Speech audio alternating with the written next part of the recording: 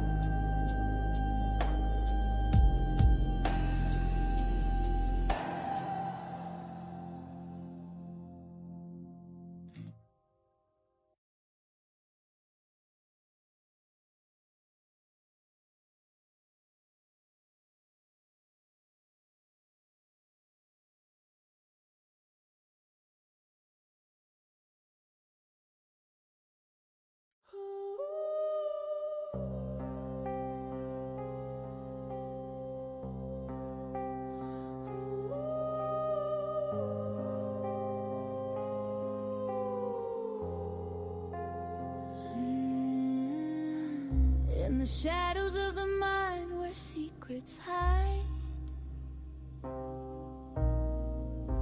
we dive into the dark where truth collides. Forensic minds unravel the twisted thread.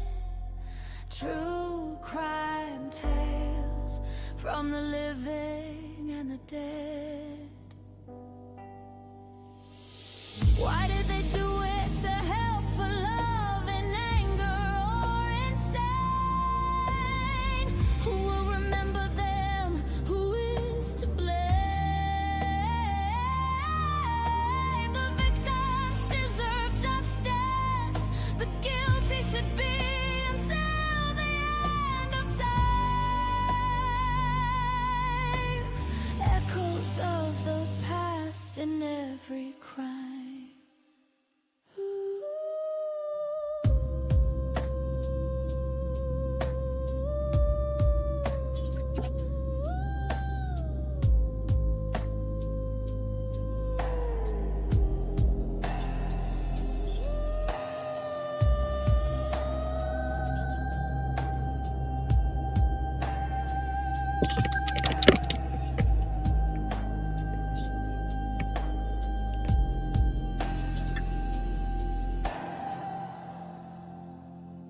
Hi, everybody. I hope you guys are all doing well. It is so weird for me to do this, like make a video a couple times, in a day.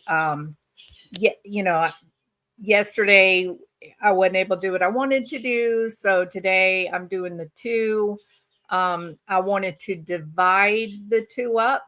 The earlier video that I put out today is it's more of like an editorial reaction to this video that we're actually going to do a reaction to. So I did wonder if we would be able to get this done. My concern is that it would be taken down, but it doesn't look like they're going to do that. And to be fair, look, it's been reviewed hundreds of times, right? hundreds of times. St. Elmo, so good to see you. Hey, BGPO, welcome. So glad to have you here. Retha Bell, my friend. Inga, we meet again, my friend. Kelly O, good to see you. Miss Catherine, welcome. Snickers, DB, my friend. Kathy R, welcome. And look, it's Bling. I love you so much, Bling. We don't often get to see each other chat, but you're awesome. Okay, so we're going to go ahead and move on into this because I've already done my whole editorial part of this. You can see it by going to my video that I put up earlier. And I want to get this done before Crusha goes live at 7:30 tonight. So mods, if you can keep me on track and kind of give me a heads up, like at 6 o'clock, I need a heads up that it's 6 and then maybe around 6:30, because I do not want to miss Crusha. Okay. And if we could put Crusha's link in chat. Also, we can put Hidden True Crimes link in chat. That would be great. And we're going to get started. Let me make sure my sounds are right. Hold on. Okay, that looks good. All right, we're ready to go. I want to talk about what happened, but I want to do it more philosophically and more psychologically. So we're going to get into things like the psychology of stalking. We're going to get into the nature of this conflict, the nature of why people, the different conversations people are having since you released your live, whether you're lying, whether you're telling the truth, right? Like, whether you were stalked, is that just free speech? Right? We're going to cover all of that, and we're going to cover that from mainly a psychological perspective. Is what free speech? For people to sort of voice that they felt like the 9-hour live was more performative and less authentic. It's the very nature of free speech, in my opinion. Because I am a psychologist. But since you have your PhD in psychology. Right, not What? Philosophy. Just to clarify, a PhD is by definition a doctor of philosophy. Don't worry, I covered that in my live. Kill me now. Kill me now. Lauren. Heavens.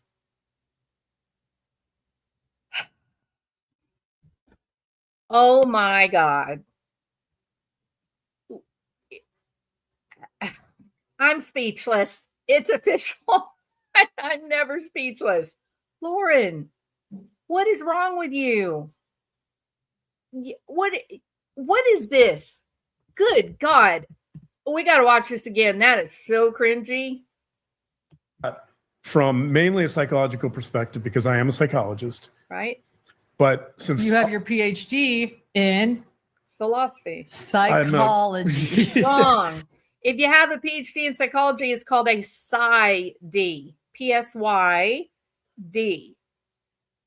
His doctorate is philosophy, but all that means is that it is a scientist practitioner model.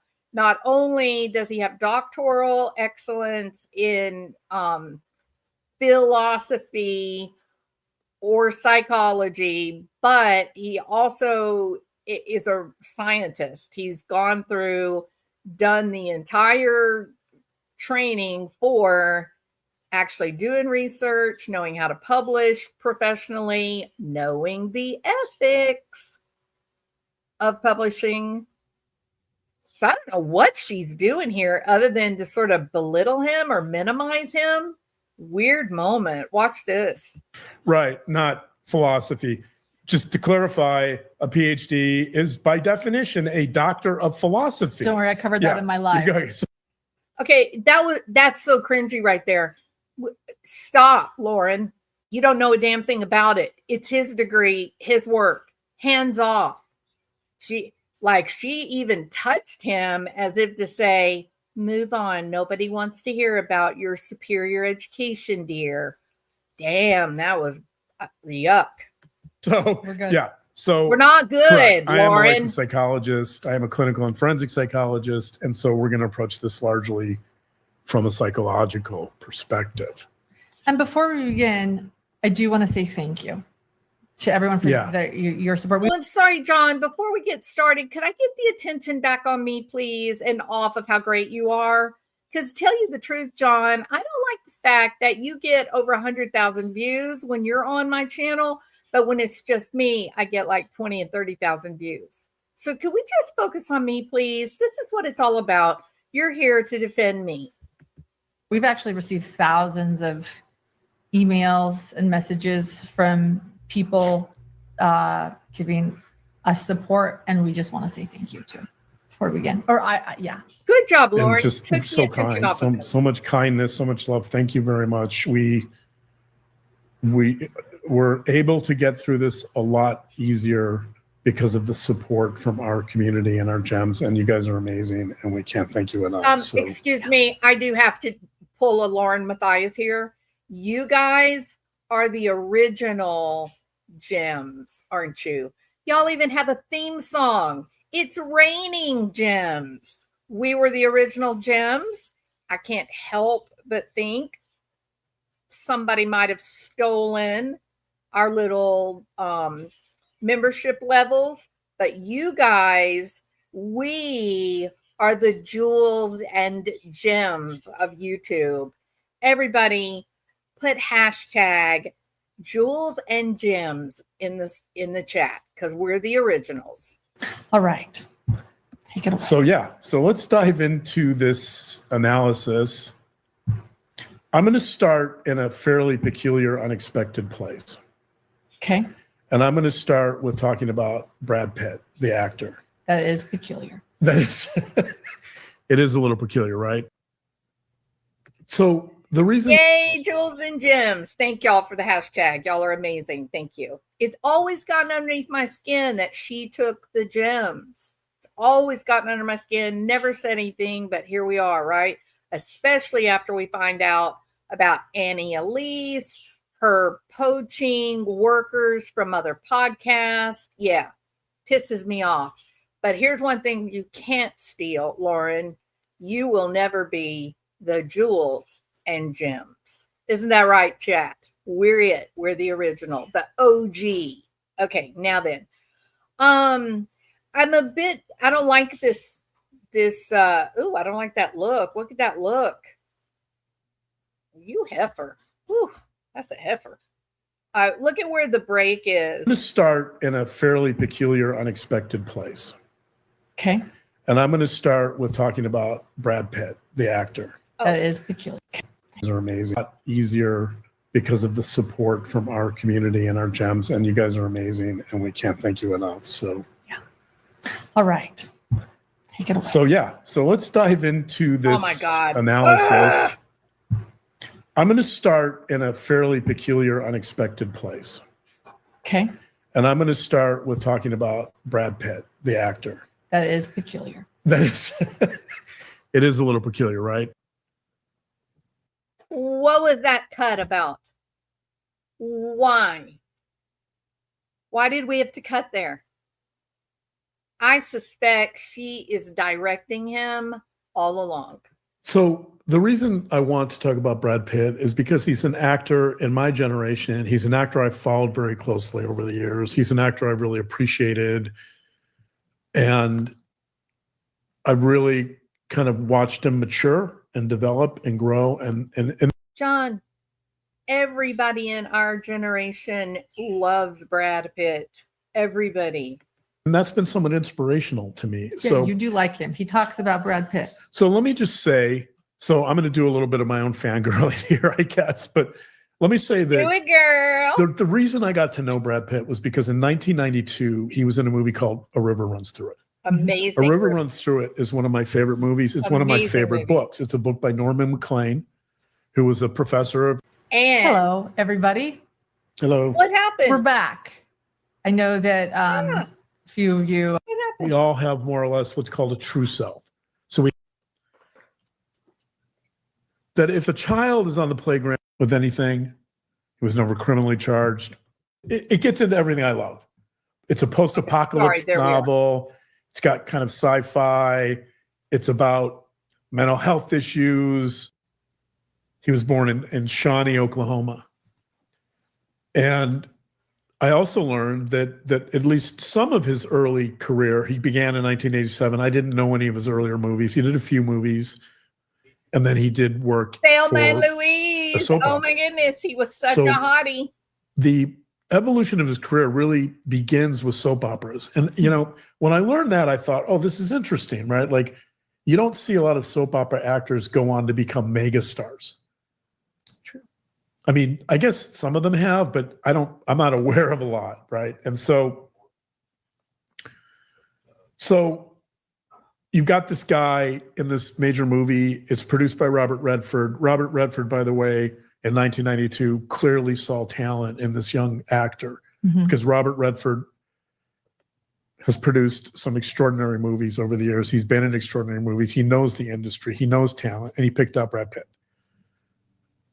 So shortly after that, Brad Pitt in 1995 was in a movie called Seven, and he Great was one of the movie. detectives. And If you've never Great job. seen it, you got to so now watch it. It's my amazing. appreciation of this guy is only increasing. Okay, I don't want to It's a talk anymore about post-issue Brad Pitt. assault He's movie. talking about Yeah, I a haven't seen serial killer Now movie. my appreciation of this guy is continuing to expand. 1999, he does The Fight Club, which is a very controversial movie. We Gets, all know about Fight by the way, Club. these are Yeah, just ones of yeah. books. It's a brilliant book about war.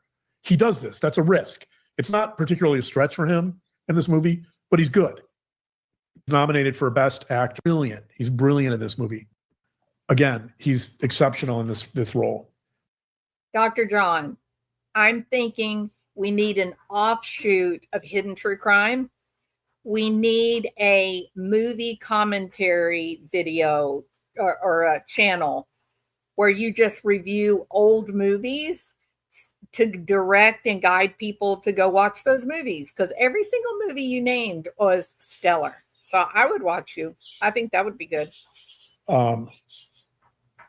2015, he does The Big Short. Oh, Or Lord. type a little bit. This guy from an area from Oklahoma that you never think would become a megastar. He's really committed to his craft. He's really growing, right? And then he's after The Big gorgeous, Short, babe. there's a bombshell in 2016. And this bombshell is that Angelina Jolie accuses him of abuse. Yeah. On a plane specifically, but essentially there's this war between himself and Angelina Jolie. Two There's mega stars. two megastars. Oh this issue my of- God, you did not. You did not just tell the world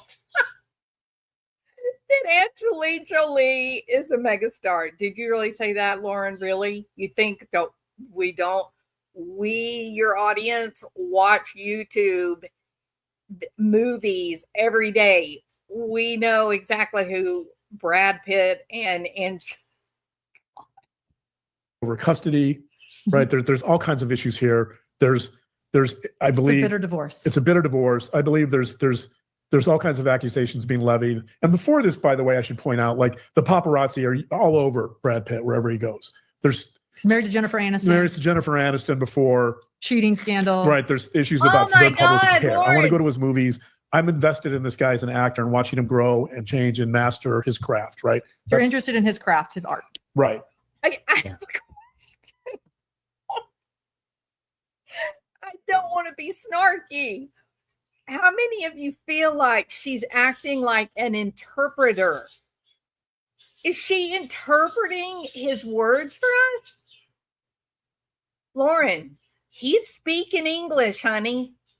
We got it. We're good. She's literally it's literally, she is repeating his exact words. Why is she doing that? It's so cringy. Oh, condescending. Yeah, thank you, Retha. Yeah. I think he actually, wait, what is it? I think he actually likes Brad's beautiful blue eyes and that cute little tush. I don't know. I don't know, fling. But, I can clearly see what you've been looking at. And Brad Pitt is gorgeous. There's no question about that. No, you know what I think it is, Kelly? I think she doesn't understand why he's not talking about her. I think she is so ready to get in there and talk about poor Lauren. Come on, John. Come on, doctor. Your job is to protect me. You're supposed to be talking about me. Why are you talking about somebody else? Let's move it along, Dr. John. Yes, Getty Nona agrees. She says, bingo. Girl, this is a terrible look. Lauren, you got to get over yourself, honey. This is not good. I did not see the earliest part of this the other night. This is bad. Look at her. She looks so mad. It's interesting because in 2016, and I could be wrong about this, but so these allegations are levied by someone who has tremendous power in Hollywood. And I believe that because of this, there's certainly an attempt to tarnish his reputation, to maybe cancel him, right? Like there's this whole debate about should Brad Pitt be doing movies, right? I'm sure people have mixed feelings about this. He was never formally charged with anything. He was never criminally charged. But after 20... Okay, Dr. John, you're a forensic psychologist, correct? Why do you think he was not charged officially? Or I didn't know there was any other kind of way, but you say officially charged. Why do you think that is, Dr. John? Because the investigation failed to uncover any evidence. Like exactly what happened to Lauren in Utah. There's no evidence. And some of us, Dr. John, we don't convict people because there's a rumor. We look for what seems, logical, what matches what we already know about the universe. Evidence, receipts. And that is the reason why people have so dramatically turned face away from supporting Lauren to now going, wait a minute, all the receipts are aligning with everything that other people have said. We're not seeing anything that supports what Lauren has said, Dr. John. So why are you talking about Brad Pitt being a criminal and he's never been charged with a crime? Well, we're about to get to why. Y'all listen. 2016, it does appear that a lot of his roles are lesser roles. It appears that he's doing movies that aren't quite they don't quite have the heft and he's put out great movies. The reach what are you of talking movies about? He's done before. So the reason I read that list of movies prior to is because I don't know exactly what was going behind the scenes. I don't know if the impact of accusations was Look at all the cuts. affecting his ability to get better films.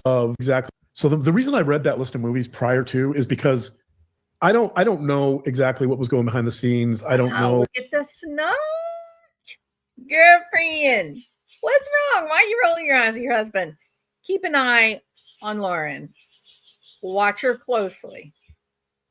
The reach of movies he's done before.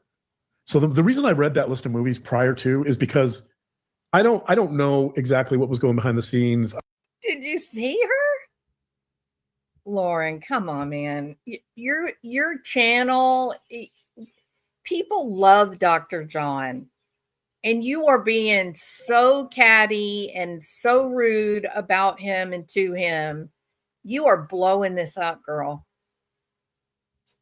I don't know if the impact of accusations was affecting his ability to get better films. No, he got great films. Like I just don't know. And so I'm gonna leave us here for a minute. I'm gonna leave us with the accusations, the trajectory of his career that apparently seems to stall around 2016, right? And I'm going to dive into something else, which is something that's called psychological essentialism. Oh my God. And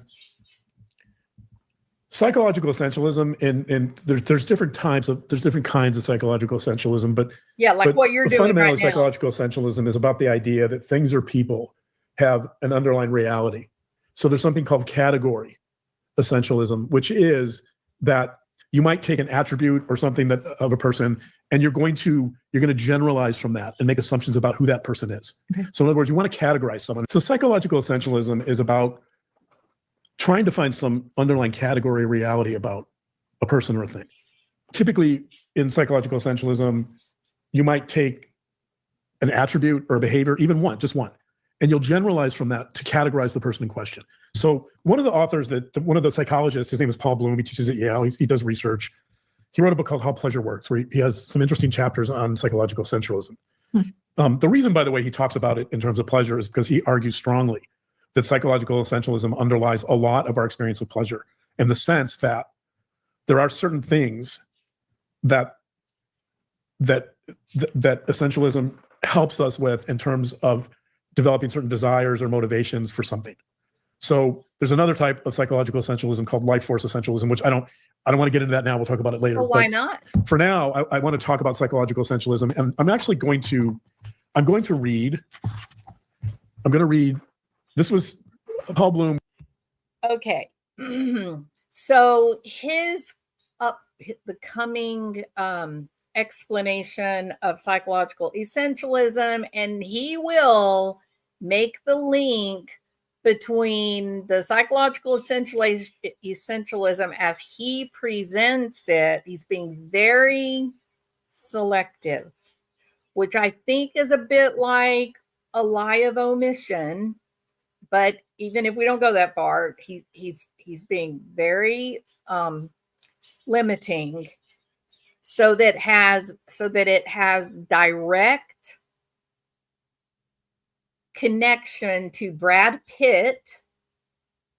And yes, I'm rolling my eyes as I say it, Lauren Matthias. Okay.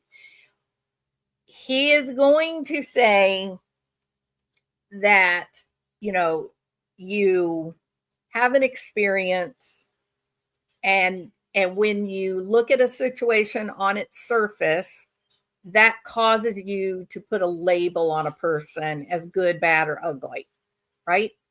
That you lack it, according to psychological essentialism, as you watch or experience this sort of shallow view of what is a complicated situation, that you need to simplify it. Dr. John, you're being very condescending, and I disagree. The people, the original jewels and gems, they are anything but simple. They are sophisticated, learned, discretionary individuals who can manage two thoughts at a time. Okay?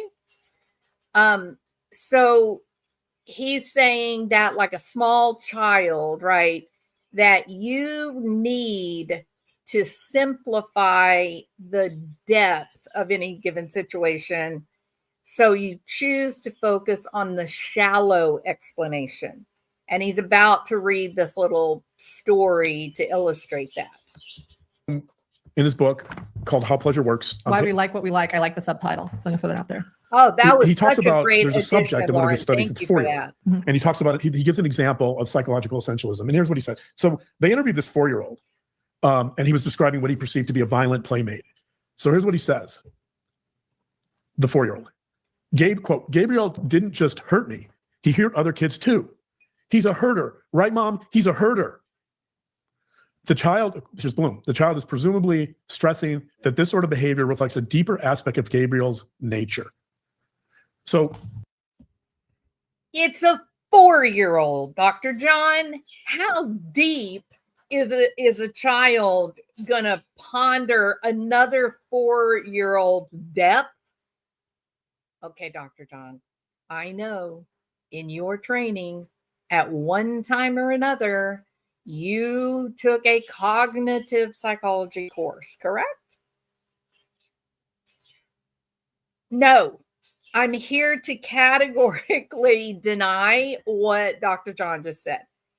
A 4-year-old is not considering the depth of another 4-year-old. It's outside of the average or even above average 4-year-olds' cognitive development.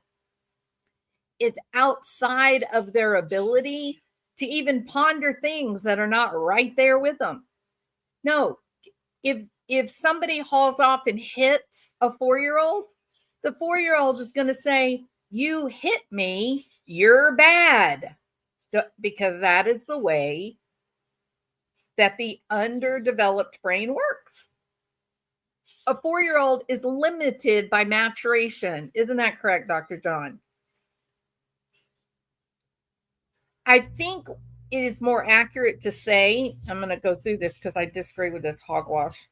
I think what is more accurate to say is that while with children, this is common, labeling something in a shallow way, even though a particular circumstance, an adult, someone with psychological sophistication, they would be able to look at a situation and see the nuances that go with context, correct? A 4-year-old, even a brilliant 4-year-old, is not likely to consider context. They're not likely to consider different motivations. They're not going to be likely to consider things like attachment, which all of that goes into this example of a 4-year-old who is hurt and then says little Johnny is a hitter, right? Or a herder. I think he said herder. So all of this is not true. You see what is happening here, and I'm going to avoid all of the psychological theory names and labels, and because that's not who I'm about on YouTube, right? Or what I'm about. But suffice it to state this. John, I hate to use his name like I know him. I don't know him at all. Dr. Matthias, he is taking a set of complicated circumstances of grown-ass women, all right, from their interactions together in real life friendships, where Lauren severely misjudged her ethical responsibilities as an employer, among other things, and the resulting shit show has been predicted by every ethicist, every person that's ever written books on personal and professional ethics. They've all given these examples and talked about exactly this. What happens when you have no boundaries, professional or personal? So this example that Dr. Matthias is putting out here is just, in my opinion, a terrible misjudgment. The presentation of the theory, the application of the theory toward Brad Pitt, and then finally the global application of all of this misappropriation onto Lauren. This is the craziest thing I've ever heard from a learned, brilliant man. He even pushed him, right? This kid, Gabriel, comes to school and he acts out. He hits another child. Okay. Maybe he pushes another child. And this 4-year-old sees it. And his conclusion is that Gabriel is essentially a herder. He's a bad kid and you need to stay away from him. Without knowing anything about Gabriel, without knowing Gabriel's story, right? So you need to stay away from him. That's a nice little subliminal interjection. So people that are speaking out against this, the hidden true crime gems, should avoid people that are giving their impressions.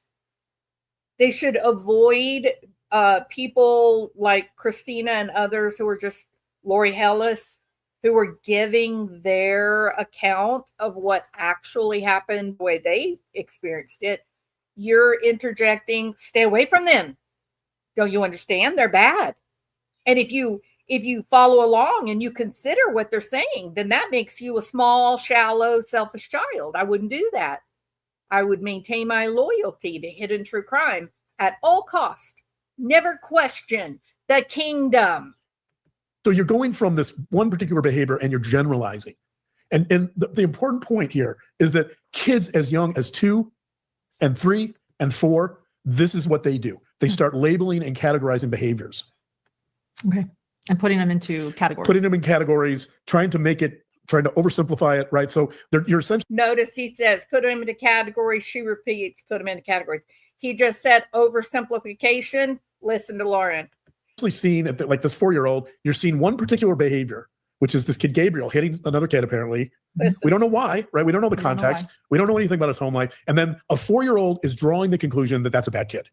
In general terms. In broad category, terms, right? correct. It's oversimplifying. Oversimplified. She literally says what he says. What appears to be her making a contribution to his conversation is not original. It's not original. I challenge you, go through this entire live on your own. You tell me if she's adding anything of value or usefulness, or is she simply repeating him, acting like she's on his level? Simplified. So what's important here is not only does this happen at a young age, but it solidifies over the course of our lifespan. So in other words, We all do it, adults are John. still looking to categorize people the same way. They're looking for a specific instance or behavior to say that's a herder. So here's an example. Let's say someone writes some private text messages that aren't meant with the expectation of privacy, right? And let's say those messages are part of a group where the culture of that group is to roast other people. I believe, this is my opinion only, he has just set up the circumstances that she herself described her bad behavior in the 9-hour live. She said, did I say unkind things? Maybe. But I was in a private chat. I thought I had privacy. I was just blowing off steam. He's actually talking to her right now. I believe, it's my opinion, he's trying to teach her. He's not describing Christina. Listen. The culture of that group is to make fun of other people and to just blow off steam, to vent, right? And let's say that one of those private messages, just one, or maybe a few, they're released publicly. Not to mention, He literally just described her circumstance. Isn't that wild? That's so wild. But it comes off later that I was talking about Christina. Yeah. No, I don't think so. I think you were directed at her, that she was a part of a mean girl group. She knowingly said those things and she was wrong. She was in a private chat, not with friends. She was in a private chat with employees. There are ethical and personal ethics violations all over this. the ethical and moral issues about betraying someone's privacy and their friendship and trust. That's a different issue. That's more of an ethical issue, right? But so let's just say that somebody releases a private message or series of private messages and they get out to certain people. So an example of psychological essentialism is you take one of those messages out of context, meant to be private. You take one of those. And I did have somebody come in under a previous live that I did and want to talk about context. And I was just like, there's no context here. Like, what are you talking about? And then this shows up. Messages, and then you develop a sticky label that you apply to the person that wrote that private or those private messages, right? So let's say that some of those messages were snarky, or let's say that some of those messages were edgy, Let's say they were a little biting. Maybe they were sarcastic. Why are you disinfecting your vocabulary, Dr. John? They're not sticky. They're not edgy. The things that your wife said about others were awful. They were awful to be said about an employee. They were awful to be said about a personal friend. If a work relationship is not working out, then with dignity and a respectful manner, you end that professional relationship. Why are you disinfecting your words like that? It sounds like you're scared. Oh, I don't want to upset Lauren. I better be careful how I present this. Let me be careful. And at the same time, look at the look on her face. Is she happy with Dr. John? If you think she's thinking, oh my God, I love this man, put a 1. If you're thinking she's thinking, shut up, put a 2. And I'm going to wait because I want to see how y'all are experiencing it. He's using language approved by the Polite Society Club. Thank you. I'm clearly not a member. Yeah, she's looking like she's thinking, shut up. DB says she is miserable, or meaning she's in misery. She's unhappy. Ooh, this is so telling. First red flag is she's calling Lindsay a stalker. It's crazy. So crazy. Think she's having similar thoughts as Hornet Simpson. Oh, Hamid Simpson. She's thinking, what the hell are you talking about? I don't know what you're talking about, John. Use easier words. John is on the couch tonight. No, he's not. I am one of the girls. I think they're worse than Snarky Buddy. Y'all are so smart. I love to read your funny comments. Right? But they were in the context of a group where that wasn't to be shared. Psychological. Dr. John, so you're willing to tell me that you believe, with all of your learned esteem, you actually believe that you are in a group, that's the operative word, group online, and it's okay to be snarky and shitty and expect that if anyone else in the group releases what you've said publicly to the group, that they're in trouble? You have no expectation that the speaker is the one with the responsibility.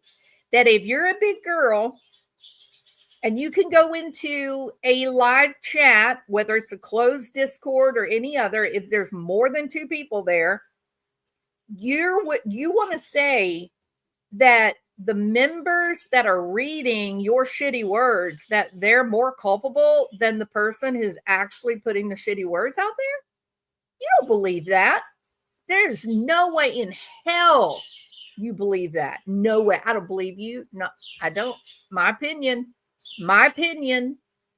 I don't believe that. Essentialism suggests that certain people will take those messages that weren't meant to be shared and they will develop categories. They will label people bad. They will label people as being immoral because of that type of behavior without looking at the context, without considering that person's history, without considering. Oh, so not only are we going to look at context, folks, now we got to go. We're going to need a full psychological evaluation of all friends, all employees, to make sure about one's history and background, to see if we can trust them with our dirty, hateful, crappy words. No, Dr. John, you're categorically 100% wrong, in my opinion. The person who voices the sentiment has full responsibility for their nasty words. That person's life, right? Like that's what, so it's the 4-year-old watching one particular behavior and coming to the conclusion that Gabriel is a herter. right? And that's a moral judgment, by the way, which is going to take us to the next step of this process. Oh, is it? I'm so mad. Growl. Dr. John, here's what I would like to do. Let's do a thought experiment, shall we? Here's how the thought experiment goes. We're going to invite Lauren to slap the shit out of your face on camera. And then we're all going to sit around and we're all going to lament and discuss and philosophize why a slap across the face is not hurtful. My husband's looking at me like I'm lost my mind. I don't know how y'all look at that woman over there. Don't say anything. I'm live. Sorry. The good old boys had to weigh in here. We're going to do a thought experiment. Okay. So we're going to have Lauren slap Dr. John, and then we're all going to have a philosophical discussion. We're going to discuss depth, history, context to decide why it is that slap does not indicate pain. That the slap is really just a moral question. In no way at all does it hurt Dr. John to be hit across the face. It doesn't hurt. Hurt is a moral question. Don't y'all understand that? No, John. If someone hits you, like the little 4-year-old in your story, it hurts. Therefore, the little 4-year-old boy describing Gabrielle as a hurter is factually accurate and correct. You know, you want to know, okay. I'm going to have to take a little breath here. One moment, please. All of this moral, there's so many words. I don't even want to go in there. We're going to be there. We're going to be here all night if I go into that. No, there are, in fact, Dr. John, some moral certainties. And here is a certainty.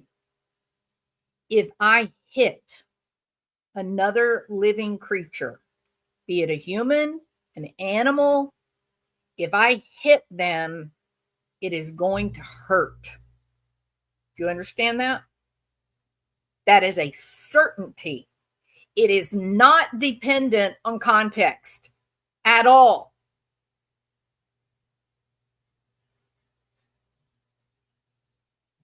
So one of the interesting things about psychological essentialism is that human beings, this is true across all cultures. This research is invariant. This research is as universal as you can get in our field, in the field of psychology. The finding is that human beings, because of psychological essentialism, they believe that we all have more or less what's called a true self. So we have this core self, this true self. Human beings also believe that not only do we have this true self, but this true self is morally virtuous. So this is another part of the finding. So you have a true self that's essential, that self, most people believe that self in themselves and others is morally virtuous. And then we get to another piece of this puzzle. So not only do people see a true self that's morally virtuous, but they believe, because of this, they believe, human beings across all cultures believe that there's an intrinsic goodness to them. And they also believe there's an intrinsic goodness in the groups that they participate in or involved in. So I'm going to read from a book here. I'm going to read this. Again, I could argue back so many different levels of this that would just make this whole thing way too academic in a way that it doesn't need to be. My complaint, here's what I want to say for this to be accurate. This is not a doctoral level philosophy class. This is YouTube.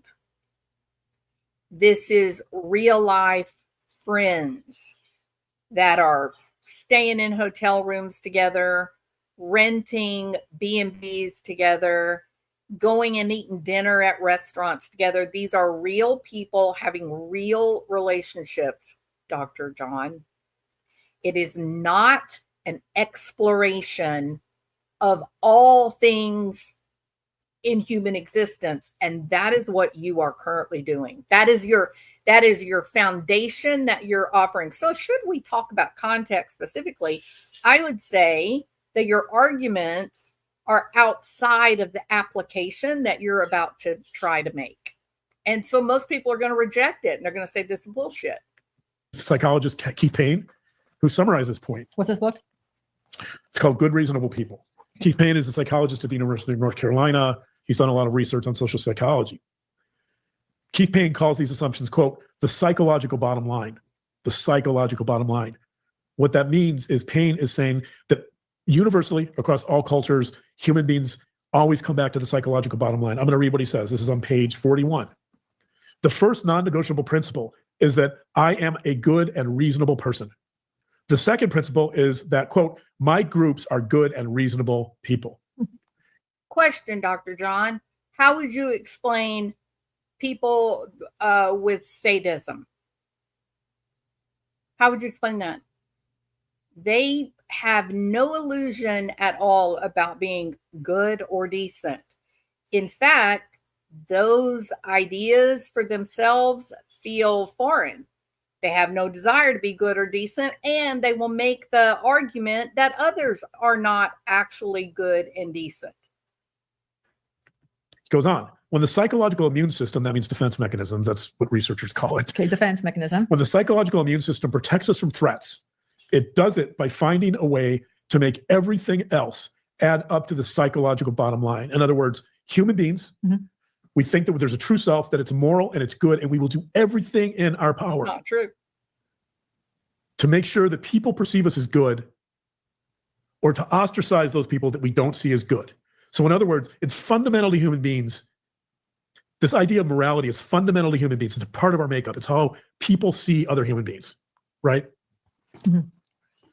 I'm going to read, this is from an article by Julian DeFreitas. Okay. Julian DeFreitas teaches at Harvard. He's done a huge amount of, he's a psychologist at Harvard. He's done a huge amount of research on this idea of what he calls the good true self. This is from Cognitive Science and Cognitive Science, Multidisciplinary. 2017, volume 42. I'm just reading from the abstract. Quote, here's how he summarizes it. Quote, people sometimes explain behavior by appealing to an essentialist concept of the self, often referred to as the true self. Existing studies suggest that people tend to believe that the true self is morally virtuous. That is, that deep inside, every person is motivated to behave in morally good ways. So I'm trying to establish the fact here that human beings see themselves as moral creatures. We operate on moral ground typically, and that's how we evaluate other people, right? That's how we kind of live our lives. I'm going to go further with this idea. So there's been some interesting research by Strominger and Nichols. This is from an article called Neurodegeneration and Identity. It is 2015 from Psychological Science. What they did in this study is they looked at a bunch of people that had traumatic brain injuries or dementia, and they were trying to evaluate that when somebody is basically losing their identity because of dementia, when they're losing their memory, do other human beings evaluate them in terms of memory loss or some other way? Yeah. And incredibly, what they found, what they discovered is that as long as the person perceived some type of moral foundation that still, or moral part of the person, foundation that still existed in the person, they then saw that person as still being the same. If they had no memory of who they were, and there was no ability for the person with the dementia to still hold on to any type of moral principles or moral behaviors, then they didn't see that as the same person. So in other words, what they found was it wasn't memory. The fundamental the fundamental argument against this idea that the true self is like a fixed, authentic core, and that really defines who we actually are. which is the one. This is actually the concept of true self, right? Like what he's using to support how he's fixing to apply this to Lauren. The argument against that is this: we know without exception that identity is actually composed of a huge amount. All of the perceptual experiences you've ever had, all of the behavioral experiences you ever had, and any social influence that's ever touched you, like whether you read a book, whether you watch a movie, whether you go witness a circus, all of those things combine and coalesce around over time to give you an identity so that you know who you are. So if you say a true self, it sort of implies that there must be something beyond a true self, right? The reality is that the term true self, as he is using it in this discussion or explanation, the term true self is just a constructed narrative. It's just some academic that wanted to have a deep conversation of philosophy. But then you wander into cognitive psychology, behavioral psychology, and then you get to where, can this actually be applied to all the people I know, just normal human beings living normal lives, correct? I'm here to tell you, yeah, I do believe I'm a good person. I think I've made bad choices at time. I think I've made mistakes that hurt people. But overall, I do believe that, I'm not a destructive person. I'm not a unlawful person. And yet I can absolutely hands down promise you that if I had the belief that someone was about to harm my child, I would try to kill them. I would protect my child or grandchild at all costs, with no regard what would happen for me or what would happen to the person I hurt. I would give no thought to that, none. The one single operating thought would be, get away from my baby. And I would do whatever I had to do to make that happen, correct? So am I acknowledging that I'm like this wonderful, angelic, perfectly moral creature? Not at all. I'm telling you, I follow the rules. I don't break the law. I don't hurt people. I try to honor my ethics. Like, I get damn nervous to even get close to that boundary. Yeah. So, and yet at the same time, I know this about myself. I also know that context, given the right situation, I am not going to elevate anyone over the safety of my babies. Not going to do it. So how then does the true self, how does that account for that? It doesn't. That's a big failure to this argument that he's giving, is that, the true self as this construct is described in the philosophy literature, it totally ignores how people actually live their lives. It doesn't talk about adapting to problems. It doesn't talk about what you do in the moment if your integrity or your identity is threatened. It doesn't talk about the impact, the power of the developmental sequence as we navigate life stages. In no way does it talk about how our sense of self, our identity, modifies and adapts whenever we have new people that enter our lives. It doesn't speak to those things at all. It's strictly a philosophical discussion about one teeny tiny little thing. And unfortunately, I think Dr. John is being a bit academically disingenuous. It's my opinion only, doesn't mean I'm right, but it feels disingenuous. It feels convenient to pull this argument out and overlay it onto Lauren's very real bad behavior. You want to talk about morality or ethics, you want to talk about morality and the true self. How do you make sense of Lori Hellis, her book, the violation of her copyright, stealing academic product? How do you rationalize that in your mind? Oh yeah, I forgot. She hurt your feelings one day. So that means that you can hurt back, right? Uh-oh, Dr. John, your true self just went right out the window, didn't it? Huh. You are the very example for my arguments. Isn't that strange? That determined whether you see someone with dementia or brain injury in the same way. It was morality. It was morals. That's and again, how strong. That's how this is. strong this is, right? That's how we are judging. So let's go back. We're assessing. I'm going to just quote. That is how we are judging and assessing. That's right.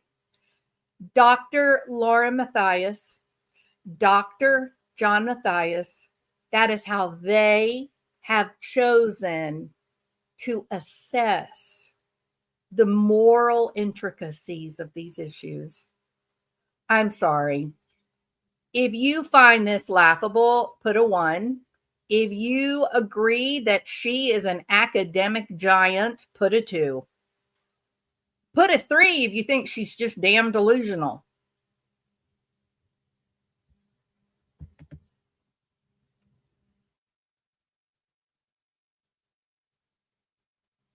Pedantic prattle. Thank you, Jim. That's perfect. 1 and 3. Look at these glorious gems. 1 and 3. 1 and 3. She's damned a genius, says Piddle and Bill. That is how we, the dynamic duo of academic excellence, that is how we are choosing to assess and analyze. This is the filter for which we, the theoretical foundation for our arguments. We. Right. That's how we are judging. So let's go back. We're assessing. I'm going to just. We are assessing. Lauren, I'm sorry, honey. You're your own worst enemy. I stop this. Be authentic, Lauren. Be yourself. Stop trying to be a million other people. Be yourself. Quote from this article, Neurodegeneration and Identity. Quote, this is from page 1477. Quote, the current results support the essential moral self hypothesis. As long as core moral capabilities are preserved, perceived identity remains largely intact. So in other words, wrong. I don't want to do this. I don't want to get into a theoretical argument with the psychologist. I don't want to do that. The true self here's another argument. The true self is an illusion that is created by the brain. There are neurophilosophical views that will posit the sense of a unified self is simply a trick of cognition. It is a trick that evolved for survival. It is not reflective of reality, people. It is not. The idea of a true self is not reflective of reality. The brain, okay. There's no I messaging. The brain creates, how do I say this? Okay.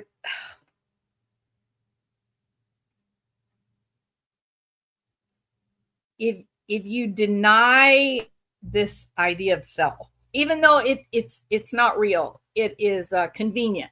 Your sense of self, the true, I'm talking about the true self, it's convenient.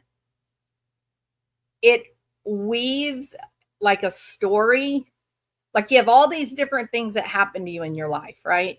You have all these different influences on any given day. I can stop at a store and go in and buy a Diet Coke, and there can be something that happens while I'm in there that can totally change the way that I view myself or maybe somebody else, that could cause all that I believe to be challenged, right? And then I have to adapt. That new experience has to be assimilated with my existing memory structure in a way that will support my original assumption about my real self, according to the theory I'm talking about. But so it, I mean, any neurologist or cognitive psychologist, any of those types of professional, they will tell you that this notion or the variable of a true self is really it's a lie. It is an illusion. You are creating an illusion so that you can quickly adapt the things that happen to you in a way that don't challenge your moral fiber.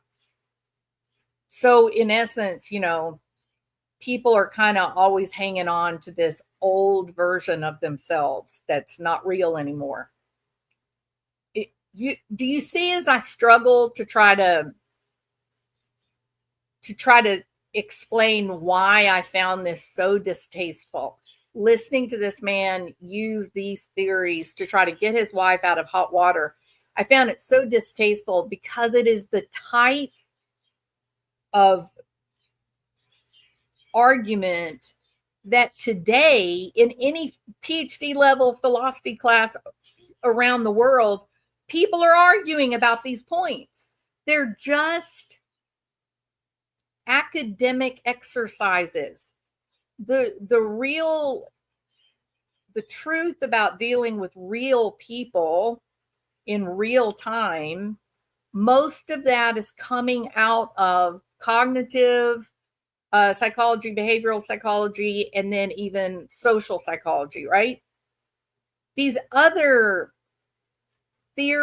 philosophical theories are academic exercises. I'm sorry, Dr. John, but they are. Okay, I'm gonna stop talking now because we could just keep going on and on and on. As long as one's core moral capabilities are preserved, even if you have brain injury, memory loss, dementia, right? Any type of dementia, as long as people perceive you have moral capabilities, they still believe it's you. They still believe it's your identity. Okay. Let's go a step further with this idea. There's a fascinating study from Hochstedler et al. From 2009. The title of this article is "That's Not Who I Am: How Offenders Commit Violent Acts and Reject Authentically Violent Selves." I think the title speaks for itself. Yeah. The finding of the story is that even the most hardened violent criminals go to extreme lengths to see themselves as good, reasonable people. It goes back. You're assuming they believe what they're saying, though, Dr. John.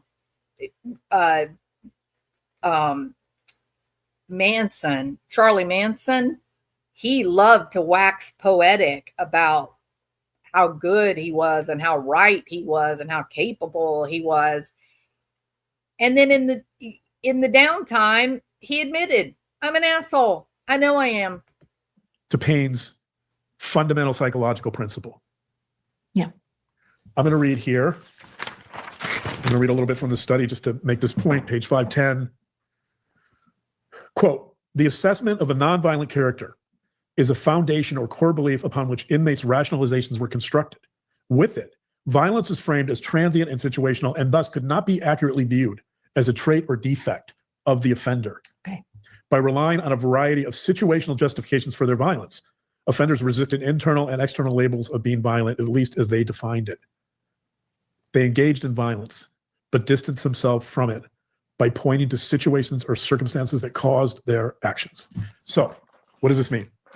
Tell us what It means that there's this deep propensity for human beings to see others as moral, to judge them as moral, and to see themselves as good, and to judge others as either good or bad, right? In other words, I guess the way to put this is the fundamental theater in which human beings operate, which is the world, let's call it the theater, I guess, because we all have different roles, is a morality play. We live, most of us, because we put so much emphasis on morality, we essentially live in a morality play in our daily lives all the time. And this has to do with, you see this everywhere, right? People judging others, people gossiping, people spreading rumors. sounds like Chad Daybell's light or dark scale. I'm going to be honest. Actually, it doesn't sound anything like Chad's light or dark scale. I'll tell you what it is. Dr. John is saying that all of us, we have all foolishly decided Lauren is bad. She's dark. If we're going to use the dark and light scale, she's dark. She's a bad person. And that's not fair. And we shouldn't do that. We're showing our childlike capabilities when we do that. None of that is true, actually. In fact, you know what, Dr. John? I would be willing to bet that the majority of people that have watched all this play out, unfold, I'd be willing to bet that those people who have had a change of heart, that originally they were supporting Lauren and now they've decided maybe this isn't what it seemed to be in the beginning, that all of those people have they could probably give you examples where maybe they said crappy things to other people, or they had secrets that they knew would hurt others, and they would get upset if somebody tried to expose them. I'd be willing to bet on that. Well, that's If part you of know, you this. know. That's right. That's part of this. I mean, So- if what you're saying here, if you actually believe this, then my question is this: how do you explain, according to the True Self literature, how do you explain that so many people came out in support of Lauren? That they watched Lauren, they watched Duty Ron, they watched Megan Connor, they watched Lori Hellis, and then in the end, they all decided they had been wrong to begin with. They started reading the receipts that people brought, like Lori Hellis, Nate Eaton, the email and all that. They also watched Lauren's supposed receipts. So many people have changed their mind, Dr. John. How do you explain that? Or you're bad.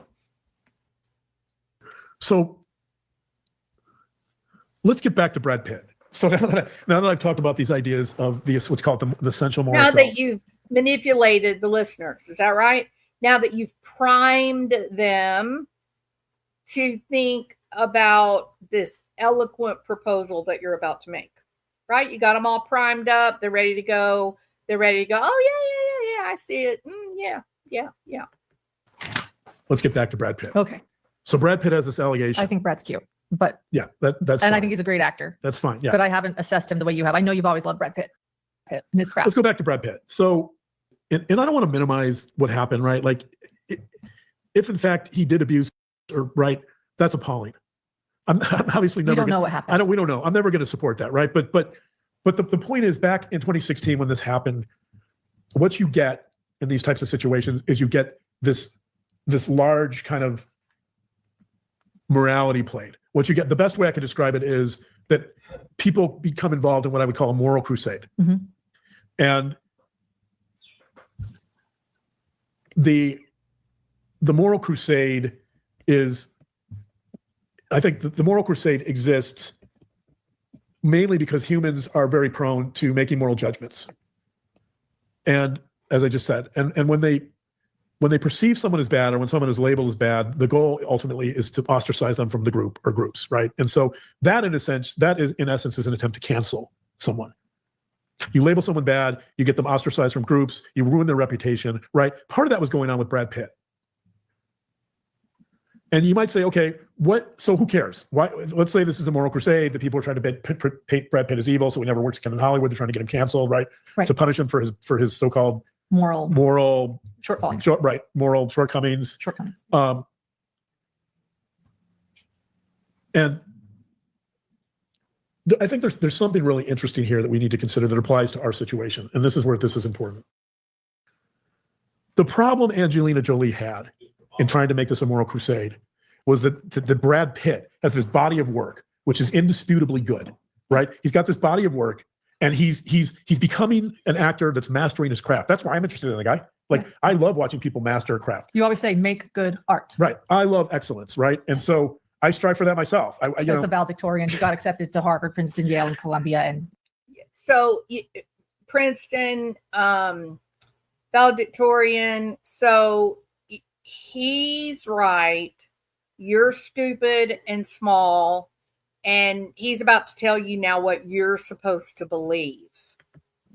said no to most of them. Sorry. I'm going to brag.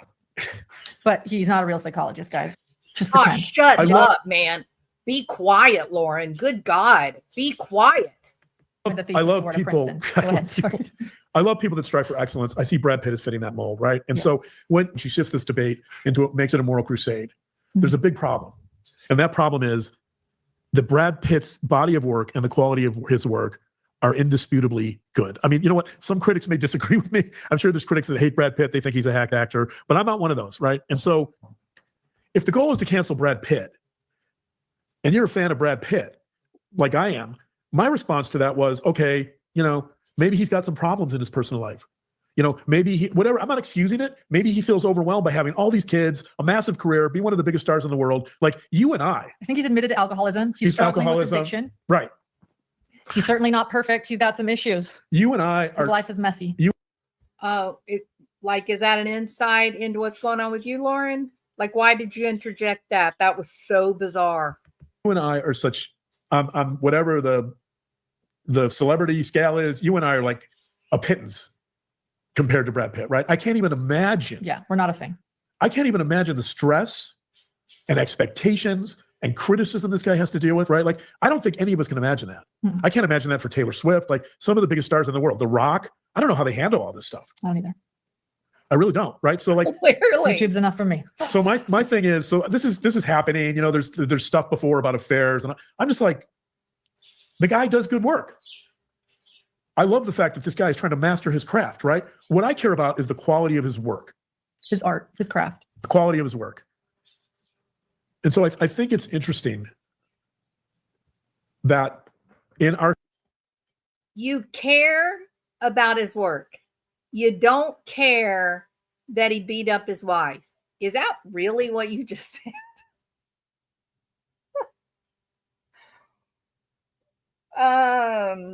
Help me, chat. What do I say to that? What do you say to that? I know, Inga, right?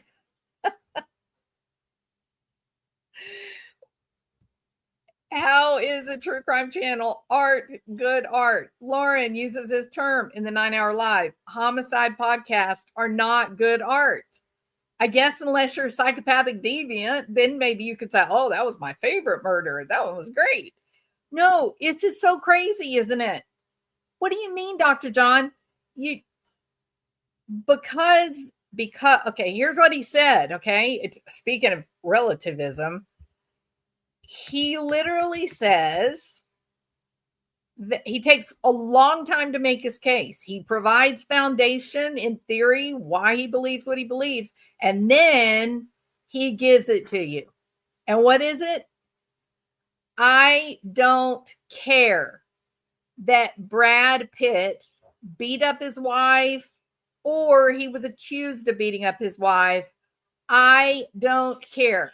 I can separate his brilliance as an actor from the monstrosity that would beat a wife. I'm good with it. I'm okay.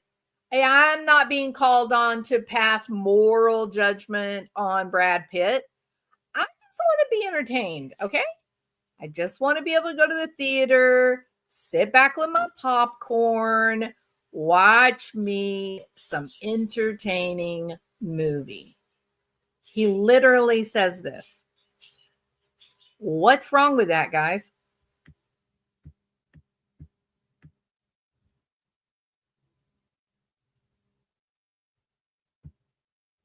Well, there you go, Jill. So Jill brings up another dilemma. What if you love Woody Allen, who married a young woman that was his child? She grew up in his house in the role of daughter. Woody Allen was the stepfather. And I can't remember the exact age, but just right as soon as she became legal, I think, he divorces his wife and marries what essentially has been the daughter in the family. What are you going to do with that, Dr. John? You're going to say, not my job to judge? I don't know. All I can tell you is I love me some Woody Allen. Woody Allen is the bomb, baby. I've had a long day at work. It's been a terrible week. All I want to do is just go home, eat me some popcorn, put my feet up, have a little coinky dink drink, and be entertained by a pedophile. I'm good with it. I don't have a problem with it.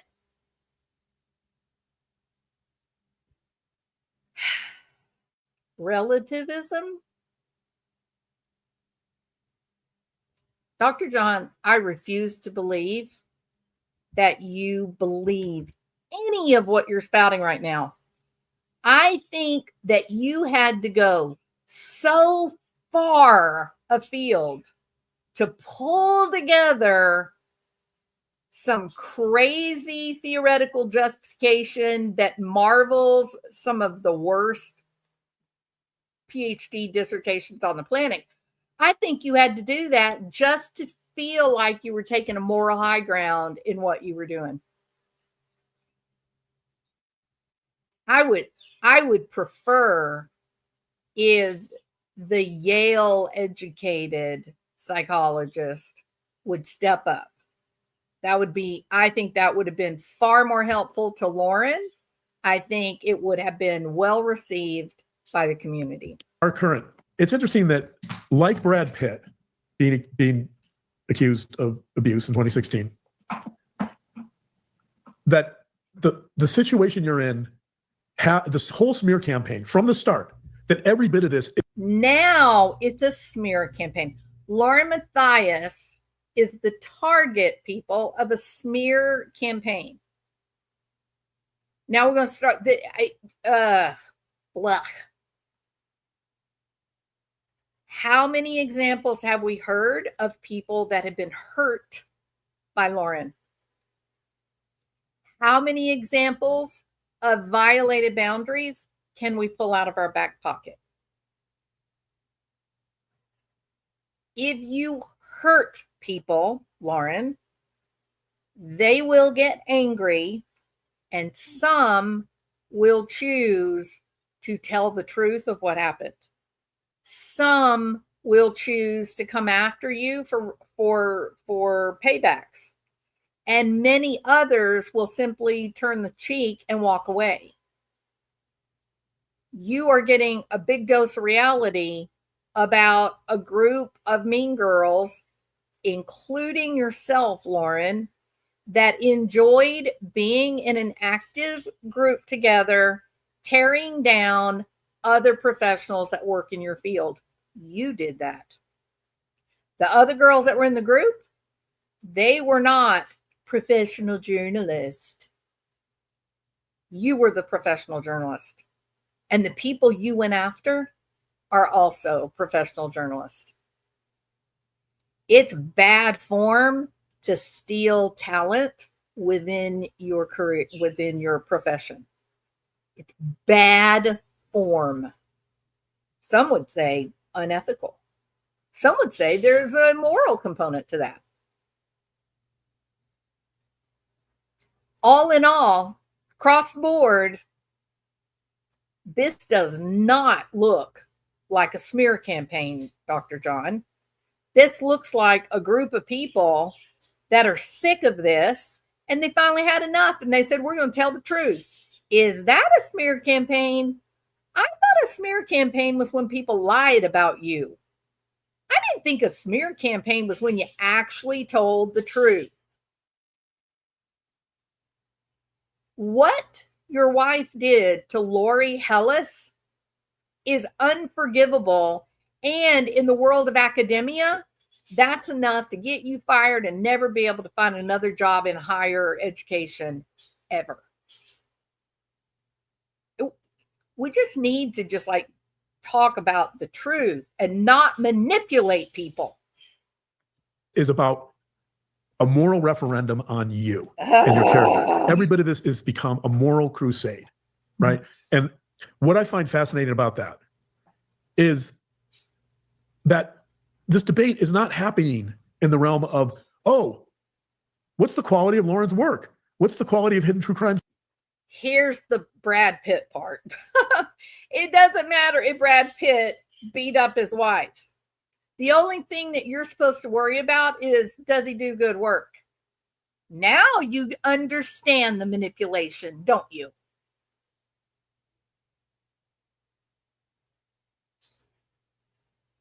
You want another dose of reality, Dr. John? People love Gigi. People love Annie Elise. People love Lori Hellis. Yeah, there is your moral relativism. Your wife is not the only one in this game.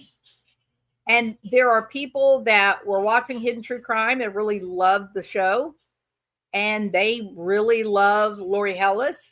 And they really love Peter Tragos and all kinds of people.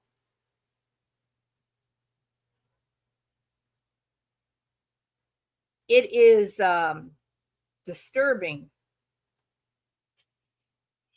that anyone would attempt a large-scale manipulation of a large group of people. It's really disturbing, actually. Work, right? Like, Right. I could argue with Brad Pitt, for example, that this attempt to shift the debate to this moral crusade, to this moral issue, but it's certainly an attempt to shift the debate away from his work as an artist and an actor to something else, to something about his character, to something about his morals and his right. And the question is, here's the real question, Dr. John. There is a YouTube creator, an actual big YouTube creator. Hold on, let me find it. YouTube creator. Hold on a minute.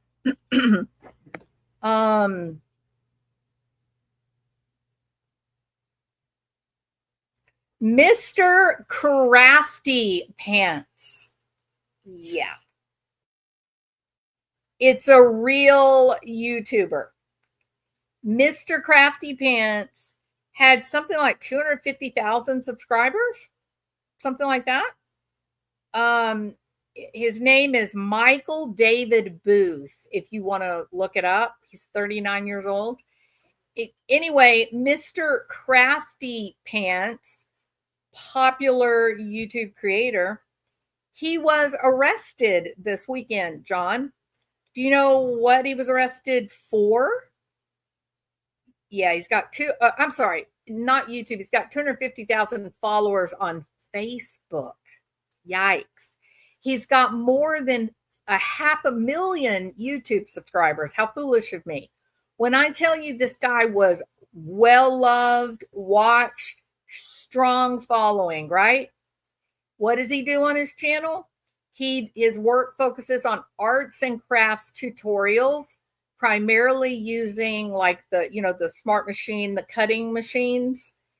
He has amassed over 500,000 YouTube subscribers, over 250,000 Facebook followers, well loved. And according to investigators, he's been arrested for child porn. Children under the age of 12, Dr. John. There's another file. There's a file for pornography for under the age of 12. There's a second file, pornography over the age of 12, but younger than 18. And there's one more file, and I can't see the name of it. They must not allowed it to be released. People have been asked about this, and they said it was a great family-friendly neighborhood. Now I'm horrified. It feels like a gut punch. These are the watchers. These are the subscribers finding out what happened over the weekend. It feels like a gut punch. It makes me feel very vulnerable. It's terrifying as a mom. You see, this is another real life example, Dr. John, that blows all this theoretic, philosophical machinations right out the window. No, Brad Pitt beating up his wife and people refusing to watch his movies, it's real because people do think and feel accurately. We do have a way of judging and saying, oh, look, my favorite YouTuber just arrested for child porn. I can't watch that anymore. I'm nauseated. It's real, Dr. John. Not in the world of philosophy and all its subtle, nuances. In the world of living, breathing people, it's real.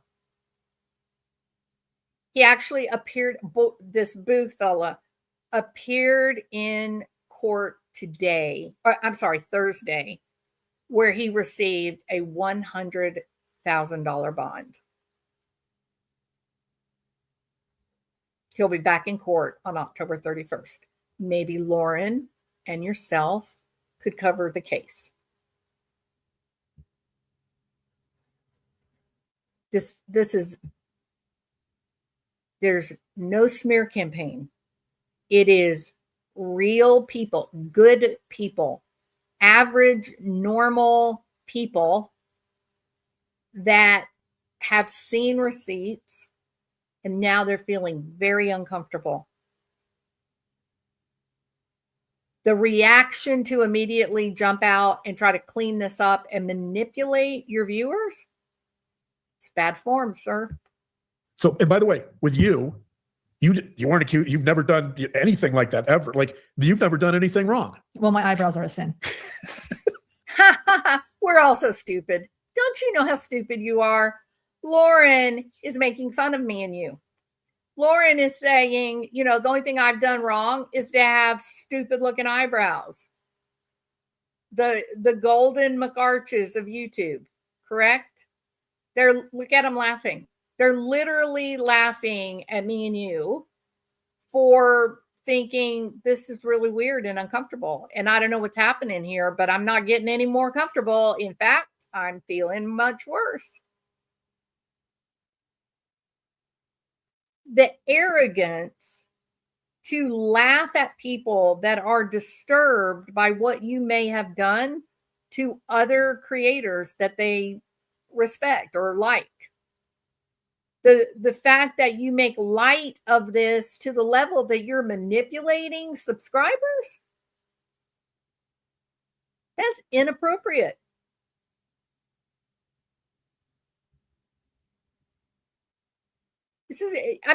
Look at the joy on her face for making that stupid ass joke.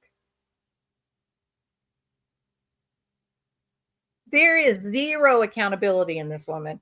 This woman doesn't believe that what she did to Lori Hellis in any way was a problem. Dog eat dog world, people. It's just dog eat dog world. And tonight, Crusha is speaking out. That would be the loving family member of Kay and Larry Woodcock, of JJ, Tylee, Charles Vallow. I think she's entitled to an opinion, don't you guys?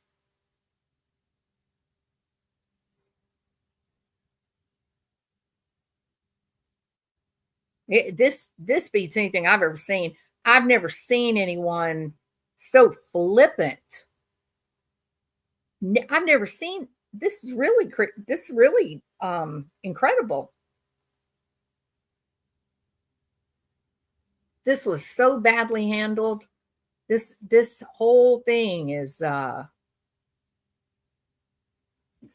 you guys, y'all needed a PR guy. But I'm glad you didn't have one, because at least now the people get to see the reality, right? The debate to this moral crusade, to this moral issue. But it's certainly an attempt to shift the debate away from his work as an artist and an actor to something else, to something about his character, to something about his morals and his right. And the question is, so, and by the way, with you weren't accused, you've never done anything like that ever. Like, you've never done anything wrong. Well, my eyebrows are a sin. Right. Yeah, you may have to shave those. I have a question. How many of you like this side of Hidden True Crime?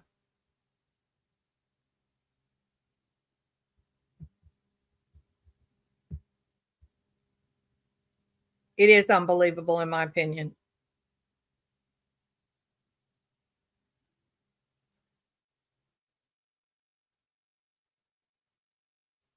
Yeah, thank you, Kat. You know, you want to know why it feels so weird, Kat? Because it is weird. That's why. Because you're listening to this and you're recognizing that it's completely self-serving and out of context. Right? It is so disturbing. I do too, St. Elmo. Me too.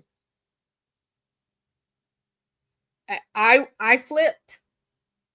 I listened to the Duty Ron. I listened to the 9 hour, and then I started looking at the other side. And I'm in a whole different ballgame now.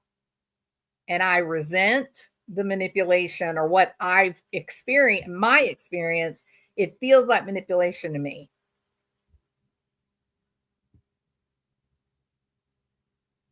And DB says the most disturbing thing of all is that her silly comment or joke will not fix those eyebrows. We're doomed to continue watching them. No, I'm kidding. But anyway, funny joke, DB. Thank you. Duty Ron has put himself in a position where he could be sued. Oh, Lord, Latitude. I hope not. I hope not. Because I do think he was being a good friend, right? I think he fully trusted Lauren and Dr. John, and I think he was trying to be a good friend. But I'm not sure this is a situation where good friendship is the name of the game. If I was the one that wrote the book, if my manuscript got distributed to anyone who wanted it, that means money gone out of my pocket. No, it's wrong. That is a certainty. And in some places, Lauren, it's illegal. You know what I mean? I think, my opinion, this may not end well for this pair. You know, we've received. I love myself some Botox. We've received some emails. I think there's. I want to read a comment we received by Pinata Samurai. I love that name, by the way. Thanks, Pinata Samurai. This is a comment. This is a comment that I love that summarizes this whole thing up. We received a brilliant text a brilliant message in comments from one of our viewers. And here's what Pinata Samurai set. Love the name, by the way. I know Pinata Samurai. It's so great. Next time I go to a pinata party with our son, I'm going to call myself Pinata Samurai. So you go to pinata parties? Is that right? I mean, you love that name so much, makes me think maybe you helped invent it. Quote, even if you were the devil himself, I'd still watch you. You're brilliant at what you do. You and your husband. Even if you were the devil himself, I would still watch you. If you were a pedophile, I would still watch you. If you murdered someone live on YouTube, I would watch you because the work you do is stellar. It is just stellar. Who believes this shit? Yeah, she's smug. Husband Look boss. at how smug she is. Right. And so Oh, you are. the reason that's relevant, Woo, you are. the reason that's relevant, You are. I know you're not the unpleasant. devil. It's making a point. Obviously, Unpleasant woman. you're not the devil. Only when Unpleasant. you lock me in my cage in the garage. The reason why that's brilliant is because I think it really gets to the core of this debate, just like Brad Pitt, right? Why isn't anybody debating this on the terrain of our work? Why is this being now litigated? it's our work. First, it was a smear campaign against her. Now, though, why are you attacking me? It's our work together. Aren't we doing good work? Oh my God, this gets just worse. As a moral referendum, right? And there's another question in here. If you're going to engage in a moral crusade, which is what all the people in the smear campaign have done, if you're going to do that, you're going to have some moral authority, right? The other part of engaging in a moral crusade is you need probably some bank account, some credits, some moral credits to bolster your position, right? Like, and think about that with your situation, right? Like, does someone who was kicked out of the Daybell trial for violating a number of court regulations multiple times? He is now attacking Lori Hellis. You know what, John? If the facts of that day don't match with what you're saying, you have legitimately just opened yourself up to a defamation suit. Times. Does that person have moral authority to comment on your character? I'm not going to say. How about this? Somebody who took your phone without your consent and went through your phone and the financials that went in your phone. This person knew that they were never to access our financials. That's our business. That person. The operative word is boundaries, Dr. John. The operative word is what business owner hands out her passwords to her financials, Dr. John. Why are you acting like Lauren has no responsibility in boundary setting, but the people that may have violated those boundaries, they are Satan? They deserve to spend time in jail. They deserve to spend time away from their small children. They deserve to pay $6,000 to your wife. Really? Wrong. You're wrong. You are so wrong. And all of your outrage that you're demonstrating lands with a big fat thud. Person gets in your phone, looks at your financials without your consent. Does that person have the moral authority to engage in a moral crusade to ruin you? Or how about this? Someone who makes comments on a TikTok about your brother in a coma and how you want to non-consensually try to obtain your brother's sperm. Does that person have the moral authority to engage in a crusade, a moral crusade to ruin your character? You know what, Dr. John? All your little books, did you bother to check out like the definition of what slander is? It can't be defamation of character if it is true, right? So Lauren said it's true. She explained in her 9-hour live the situation regarding her brother. And the factual reality is this question of having a person who is brain dead. And Lauren says that her brother was not brain dead, and that's really not my point, but I want to honor the truth as it's been, outed. But the truth is, in hospitals where there are people that are brain dead and families are making a decision to pull the plug, the question of freezing eggs, harvesting eggs, or freezing sperm, it is a conversation that is happening right now in some critical care unit somewhere in this country. It's happening.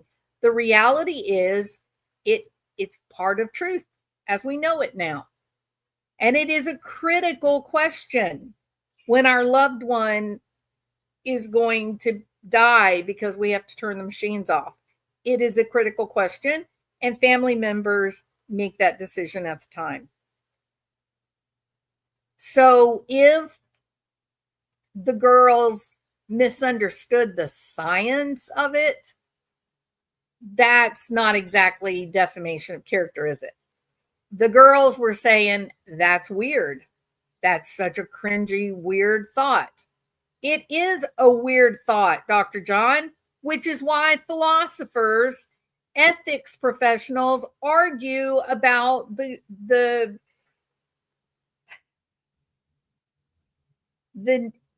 ethics and nature of creating life.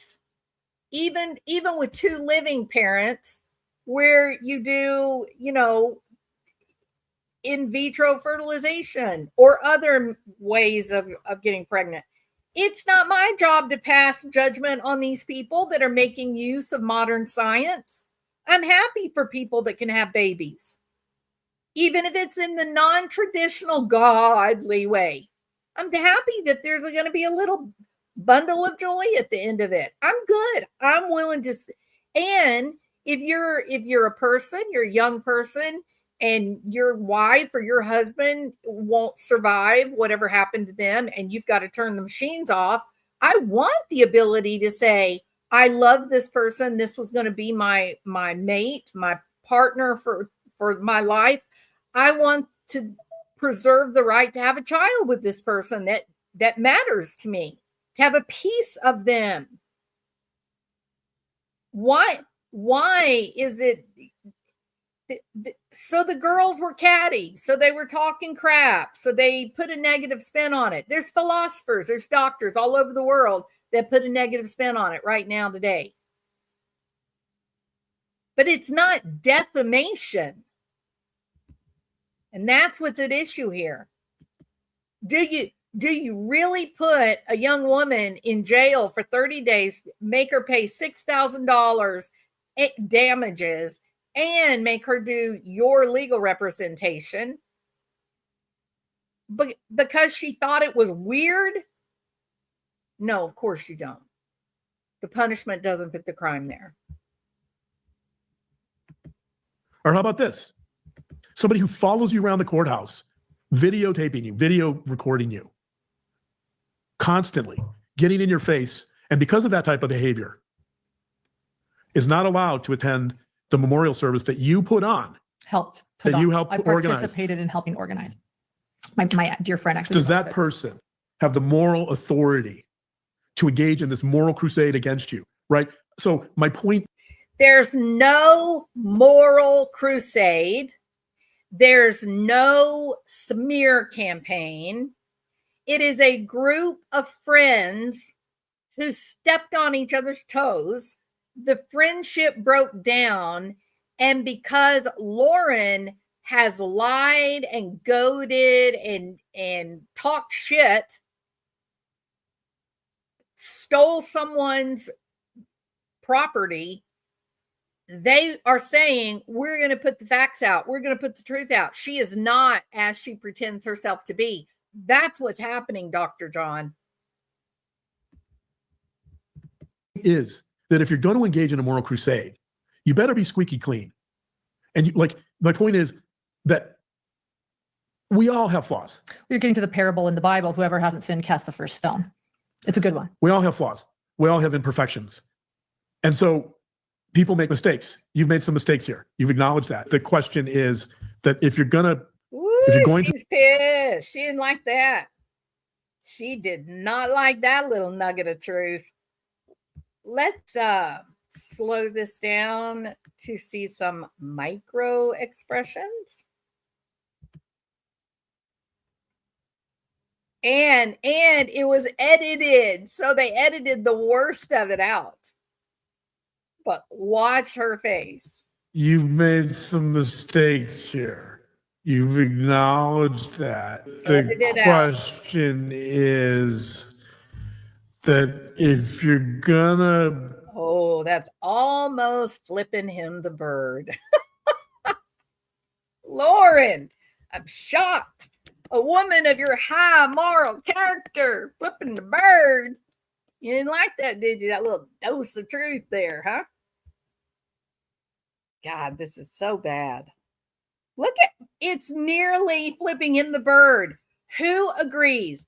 If you can see her mentally flipping in the bird, even though her finger's only slightly raised over the others, y'all see what I mean? Where she's scratching the side of her face. Put a 1 if you can see it. If you just think I'm foolish and you don't see anything of the sort, put a 2. Yeah, let's see what everybody's looking at. This is crazy, man. This is so crazy. Oh, Lauren. Lauren. This is not looking good. Oh, she's pissed. Definitely the bird. Hell yeah. And he's so gauche, isn't he? Yeah. Whoa. Looky. I think she is blocking what he says. Very nice call on body language. Thank you, Crystal. Officially the longest name in YouTube. Bird on, baby. Bird on. I'm sorry. I thought you were questioning my comment. Thanks for responding. Oh, yeah. She's pissed. She's so pissed. Major power struggle happening in the Matthias home. Thank you, guys. Man, that is so nuts, isn't it? Let's keep watching that micro expression. if you Oh, that's a kill. Girlfriend, that is death glare. Woo! And I have to say, it looks like Dr. John is flushing a little bit on his cheeks, doesn't it? His cheeks have suddenly gone bright red. Do you think that she kicked him in the shin? I don't know. going to engage in Oh, this she's type of uncomfortable. Oh, moral yeah. crusade, Oh, she's pissed. She's like, just wait till this is over, John. Just wait until the camera is off.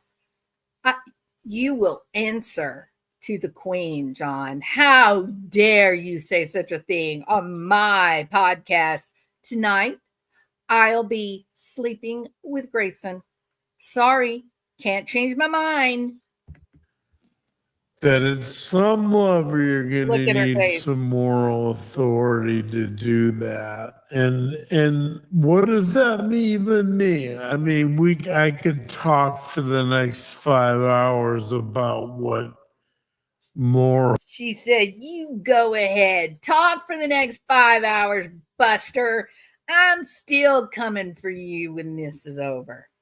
How dare you? authority means. We could talk about morality. I won't. I'll just say Yeah, this. morality to everyone is different, right? What is moral and what isn't I'll just say is this, different that to each person. that moral authority is derived from a couple of places. It's derived from your behavior, and it's derived from the community in which that behavior occurs, right? You get moral authority because the community confers it on you for either good or bad behavior, let's say. Yes, I 100% agree with Dr. John. And Lauren and Dr. John have enjoyed moral authority. Am I correct about that? They've enjoyed people just blindly conferring upon them trust and authority.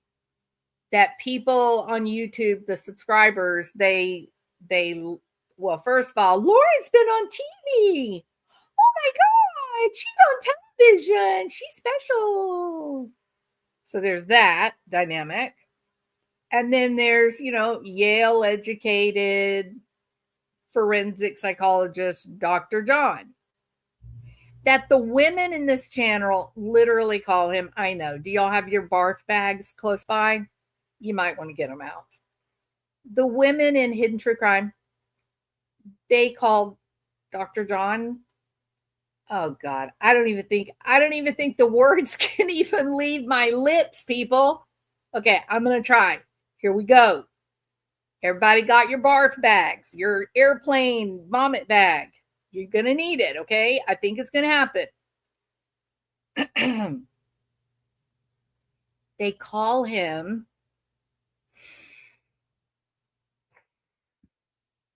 Dr. Babe. Okay. Dr. Babe. You're listening to that. Thank you, Alabama Mom. Alabama Mama. I couldn't have said it without you, honey. Thank you so much for your help. I appreciate you more than you will ever know. Thank you so much. Okay. Yeah. Dr. Babe. Jibby jibbies. Okay. Look, it is gross and wildly weird. Okay. Because you want to know why? Matthew McConaughey is a babe. Brad Pitt, babe. Tom Cruise, babe. Okay, come on. Let's don't go too far, ladies. Okay, let's just call Dr. John. It's who he is, and it's admirable, and it's noble, and it's a good reflection on who he is. Okay, let's not take it too far, ladies. Let's control that cult mentality. You know what I mean? Bradley Cooper, he's a babe. Right. Mm-hmm. And so it's interesting that everyone involved in the smear campaign is claiming this moral high ground.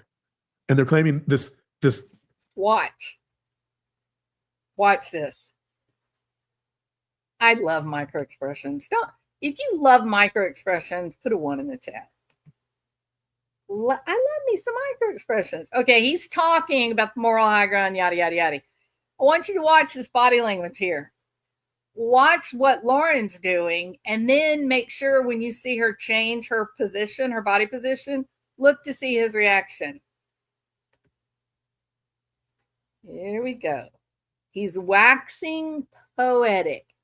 He's hoping that he's baffling her with his bullshit. Oh, what's happening here? Oh, wait a minute. She's supposed to be impressed. I don't understand. What's she doing? She's talking to Grace, but I'm talking. I feel kind of bad right now. Keep watching. And now John looks at Grace and he goes, wait a minute. What is she doing that's more interesting than what I'm doing? And then literally leans toward Lauren as if to say, hey, I'm still here and I'm still talking. Now I'm going to do this and I'm not going to talk. But watch the dynamics. It's crazy. Now watch. Look at Grayson. Leans forward. Literally leans forward. Hey, can you see me? Hey, honey. This is important. Look at her. She doesn't even look at him. Oh my God. This was bad. This was so bad. You guys made such a poor decision airing out your dirty laundry. I got you, babe. I got you, babe. Oh my God. Sonny and Cher, you guys are not. This was such an exercise in futility. You want to know why? Because none of it is authentic. Neither are feeling this. And I think, my opinion, they're fighting for two different things. moral authority to engage in this smear campaign and bullying and stalking against you No smear because campaign. they're morally correct, Non-existent. right? Because they're right. Non-existent. They're going to No smear show campaign. they're desperately trying to show that you've done something wrong, that you're a bad person, and you should be canceled. That Yeah, well, If you trick Nate Eaton into sending you a manuscript, and then you go to your group and you say, "Hey guys, I've got the new Lori Hellis book. Who wants it? I can give it to you free. You don't have to pay her any money. Nanny, nanny, boo boo." I'm sorry, Dr. John. You're wrong, in my opinion. and how about also this someone is either all good or all bad? I mean, that's Okay, let's get ready for some brilliant input here. Okay. what you were saying at the beginning of this. that gets into psychological essentialism. Exactly. psychological essentialism. So it's like the fourth grader. It's like the fourth grader Or the watching. 4-year-old. I mean, I'm sorry. I meant the Yeah, four. even It's worse. It's like the okay. 4-year-old Don't worry about watching a little child punch another kid. Maybe the Gabriel had a bad day, and then coming to the conclusion that's a herder. This is a version of that. And by the way, part of the reason that's important is because there is a tremendous amount of immaturity here, right? Like these Is he talking directly to Lauren? smear people are engaged. We've seen so many comments about this, that how childish this is, how middle schoolish this is, right? And it's almost like And your bride is the instigator. You've literally just called her childish and middle schoolish to her face. And she's trying to work it out like, is he talking about me? I don't think he's talking about me. I think maybe he's talking about me. it's almost like you're taking that 4-year-old and you're showing the 4-year-old one text that may have been a little snarky. And the 4-year-old's coming to the conclusion, Is that all it is, Dr. John? Was it just one little itty bitty tiny little snarky comment? So it was just one little teeny tiny one. I'm sorry. Is that a cognitive distortion or just good old fashioned manipulation of the listeners? You really believe, Dr. John, that your wife did one teeny tiny little text?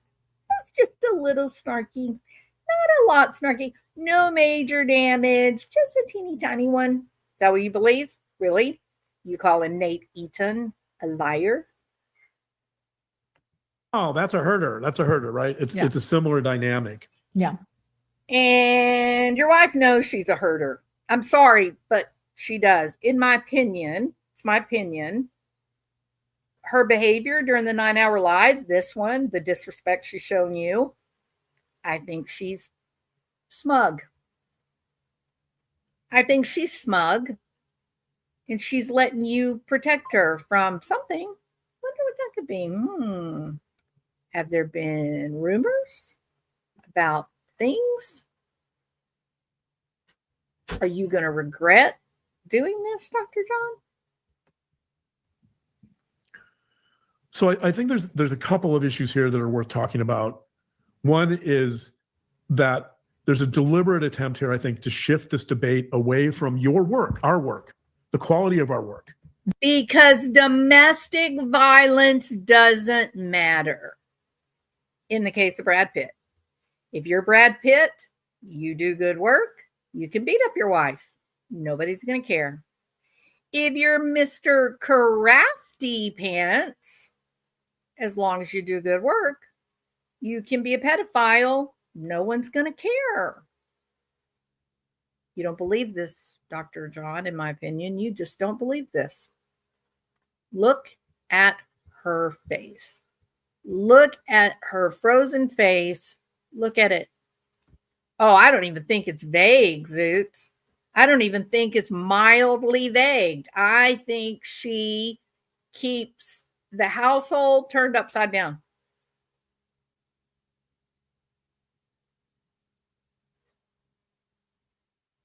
Oh, yeah, Alabama. Yep. It's going to come out. Mark my words. It's going to come out. It's going to just change everything. Like technically, Brad Pitt, I don't really care what's going on in his personal life. You don't? You don't really care. Look at that look on her face. I don't really care in Brad Pitt's life because he does good art. I don't really care if his wife is getting the shit beat out of her. I don't care.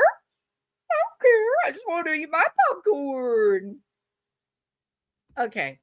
Question for the chat. Almost Alabama mama. We know things, don't we? Yes, we do. Question is, how do we know? That's the question.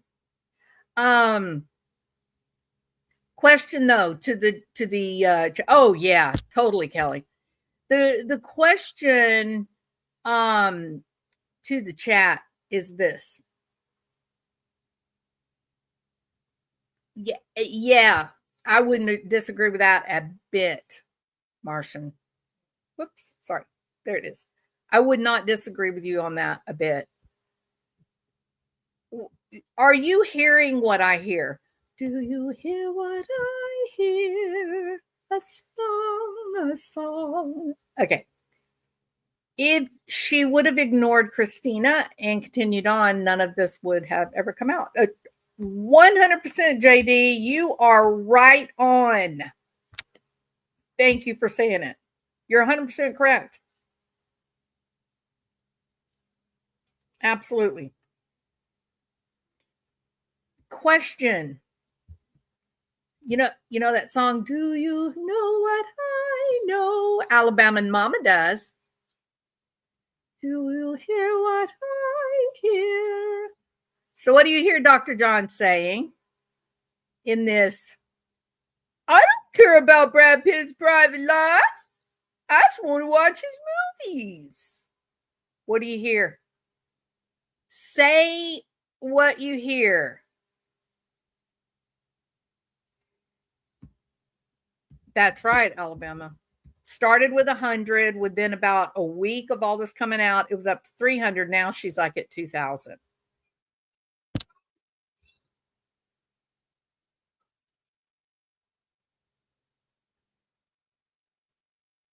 Denial of true life. There you go.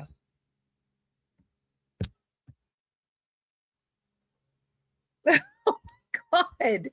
Martian planet. Good gracious. I don't think I could say that, but I'm glad you did. Whew. They had a good marriage for a while, and it's under great pressure by two experts, media, PAPS, etc. Oh yeah, Cresha's going live in 25 minutes for my friends. Excuses for his wife behavior. She does good art. That's what he's saying. Is it? Is it? He's minimizing domestic violence. Oh, it's a lot more pressure. That's right, Alabama.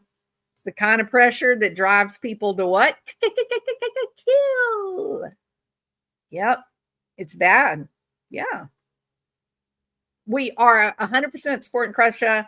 I'm going to be ending this live so that we can go over and support Cresha.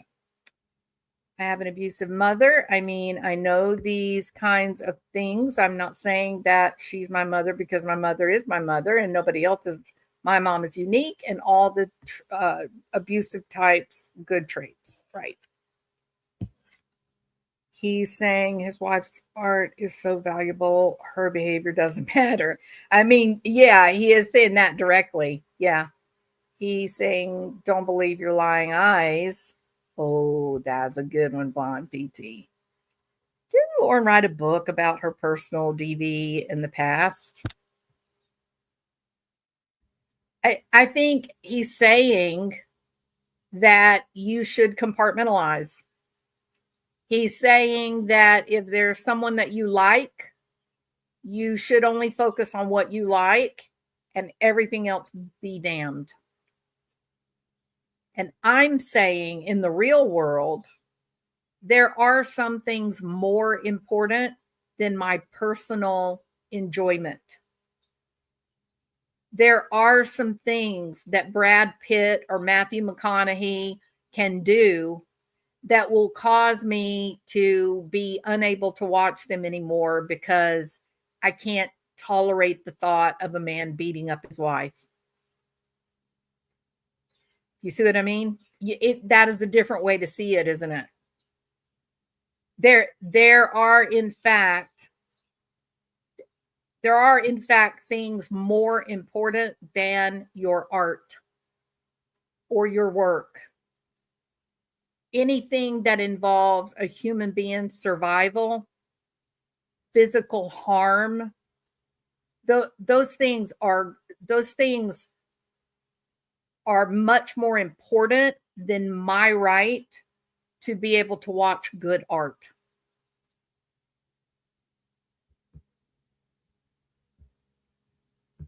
Just interested in his mastery of acting and his journey towards mastery. And I've been invested in that for a long time.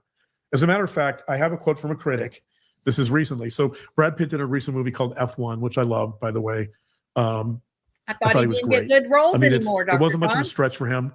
It was probably a very easy role, but he was fantastic. I love the movie. It was exciting. Anyway, there's a critic. Her name is Angelica Bastian. She apparently does some movie reviews for The Vulture. Okay. And I guess part of the debate that was going on with F1 was, Now, Lauren has got a smug little smile on her face.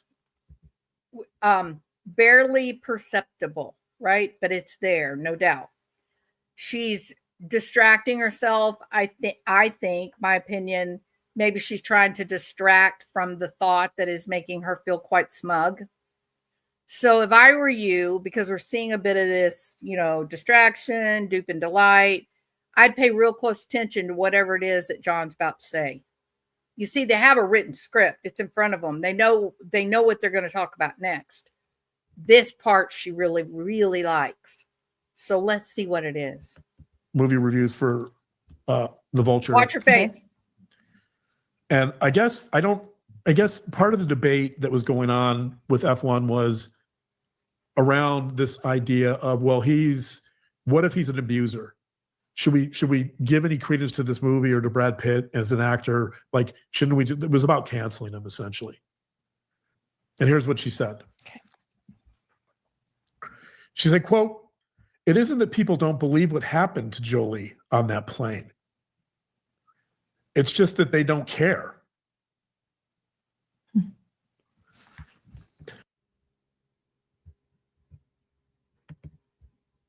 Write those words down.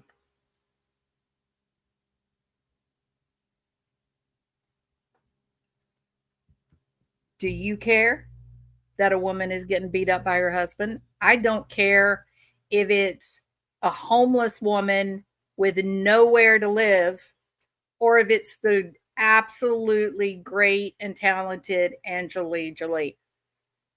If a woman is being brutalized, I care. Do you care?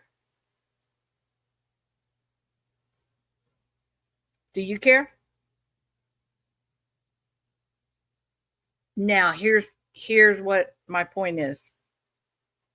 This man, that's what I'm fixing to say. Fancy Nancy says, what the heck does that even mean? Here's the problem. Here's what it means. He is saying to us, the whole premise of this live, he's teaching, he's pulling books out, he's quoting people. They use the Bible. They're about to get into talking about the Bible. He's saying you should separate your moral standards from your personal enjoyment. That if you've got an artist, if you like a songwriter, a band, a actor, a writer, if you like them, it does not matter, or according to John, it should not matter if they beat up their wife. It shouldn't matter if they steal from people. It shouldn't matter. It shouldn't get in the way of your enjoyment of their craft. And does that extend to pedophilia, Dr. John? If I have a YouTube channel that I love to watch that teaches me cool art and crafts, when I find out that they're a real pedophile, they've been arrested, $100,000 bond, you want me to continue watching that channel? That's what you're saying, isn't it? You're saying that Mr. Crafty Pants, I mean, first of all, can we be disgusted by his name that he chose? I am. I'm horrified. He was thumbing his nose at all of his subscribers with that name. Because Mr. Crafty Pants was such a good art and crafter, once he's arrested for pedophilia, we shouldn't care. We should continue right on watching Mr. Crafty Pants. Now I'm going to ask the real life version. Are you going to care? Are you going to keep going and watching Mr. Crafty Pants without vomiting? Are you going to be horrified at the mere name of the channel? Are you going to be able to question what was he really doing with his channel? Since when does an arts and crafts channel by a man get 500,000 subscribers? Look at this. John Matthias just made the case. Yeah. Brad Pitt beat up his wife on the airplane. So what? I'm going to watch his movies because I want to be entertained. And my wife does good work. My wife does true crime on YouTube, and it's good. And you guys should not care if she has hurt someone.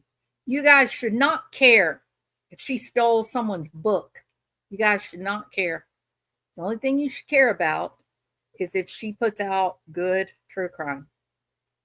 That's it. That's the whole point and purpose of this live. How do you feel about it?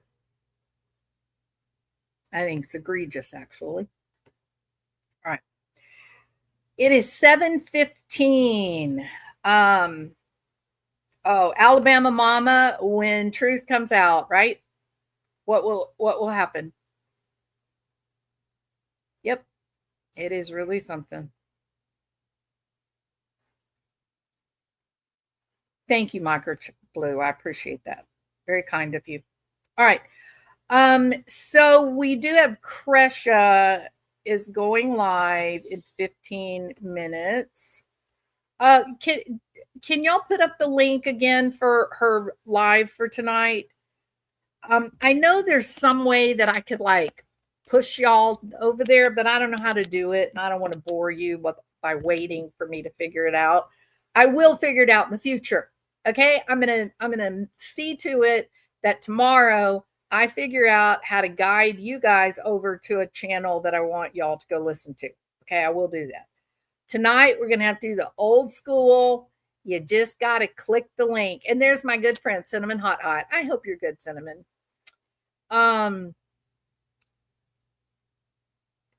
Yes, Kelly O, I'm absolutely going to see you over there. I hope everybody goes over there. Kresha is going to give her story. And she's entitled to do that. She lived this crime. She loved JJ. The father of JJ is her brother. Okay? She loved her uncle Charles Vallow. She loves him. And since the death of her uncle, Kay's brother, JJ, Tylee, since their death, she has been consumed with the need to understand. And she's basically gotten herself a self-prescribed PhD in some of the more confusing problems with Mormonism. She's learned incredible amounts of information. So she is a true victim, and she deserves to be heard. That is my opinion. I never wanted to exploit that. I never wanted to, put that out. But now she's ready for that. She's asking to be heard. So I hope, if for nothing more than curiosity, I hope that you'll be in her live tonight in about 13 minutes. I hope you'll give her a chance and hear what she has to say. I think it's okay. It's not exploitation. She's ready. Okay, it's her time frame. It's her life. It's her loss. It's her chance to tell her truth. And I hope you'll give her that. Okay. All right. You guys are amazing. Thank y'all for being here. Please hit the thumbs up. And of course, I would love it if you would subscribe. That would make me very happy. And we've still got to do, I think, around oh my God. We've got 3/4 of the way to go. I've got so much more to talk about on this live. So I'll be back. We will definitely finish this interview. And I know I interjected a lot today, but this beginning part, the true self, all that, it just felt so bad to me. It felt really, uncomfortable. And so I wanted to at least put out a counterbalance, a different way to think, so you can compare two sides for yourself and arrive at your own conclusions. All right.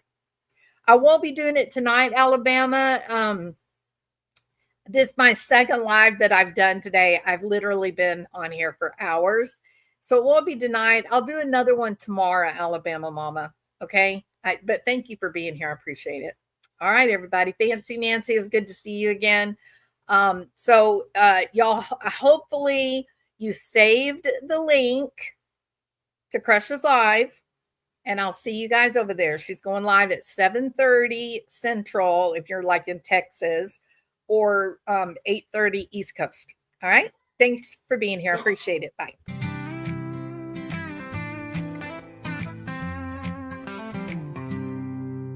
Woke up at dawn with the pelicans in flight. Coffee brewing strong by dawn's early light. Waves whisper secrets to my open heart. The life around this water gets me off to a great start. Parrots wild, squawking loud in the old palm tree. Dolphin smiles, brighter than the Texas sun on me.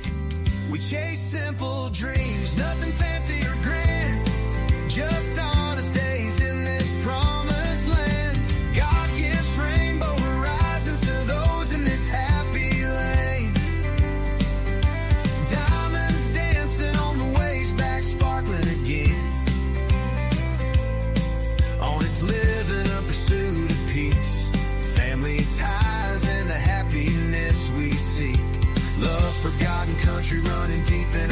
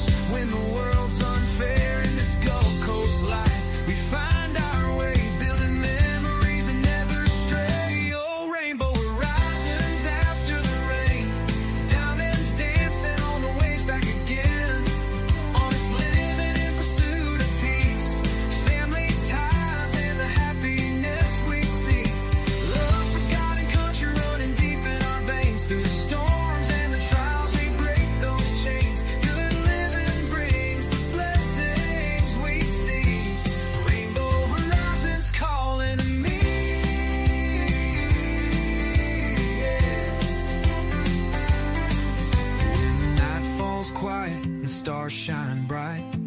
I thank the Lord for this humble light, for the flag that waves and the grace from above, filling our hearts with endless love. No riches compared to the